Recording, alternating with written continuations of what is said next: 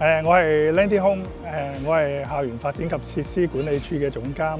喺呢個 M Building 嘅翻新工程裏邊咧，我就係負責管理同埋策劃㗎啦。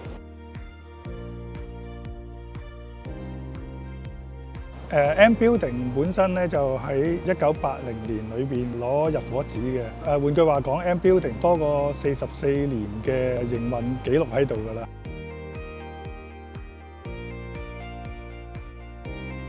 隨住風吹雨打啦，咁佢都有一定程度嘅損耗啊。咁為咗迎合我哋大學嘅5年發展咧，我哋校園發展及設施管理處咧，亦都有我哋5年發展嘅計劃。咁其中咧 M Building 嘅翻新咧，都係我哋其中一個計劃之一。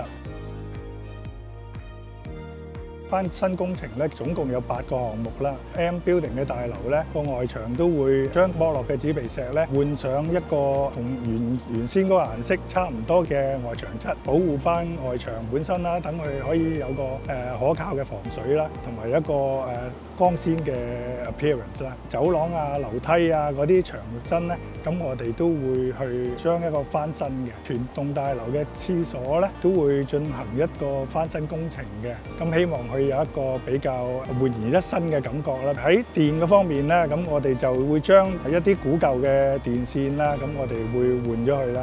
喺水嗰方面咧，咁有一啲水喉嘅翻新啦 ，water cabinet 嘅翻新啦。我哋另外一方面咧，我哋又會將我哋而家現有古舊嘅 emergency generator 都會換咗去。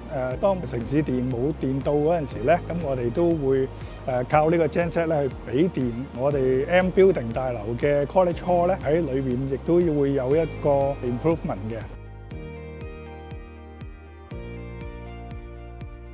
未入到大樓之前咧，喺外邊睇到我哋嘅 perspective 都已經靚好多啦。你入班房之前嗰個天花嘅牆身咧，都係已經係翻新晒所有嘢啦。我哋其實連洗手間都已經做好啦。整個顧客體驗，我哋其實喺呢個 project 裏邊都有諗清楚照顧到嘅。唔單止老師啦，或者同學佢哋翻學嗰個感覺會良好好多嘅。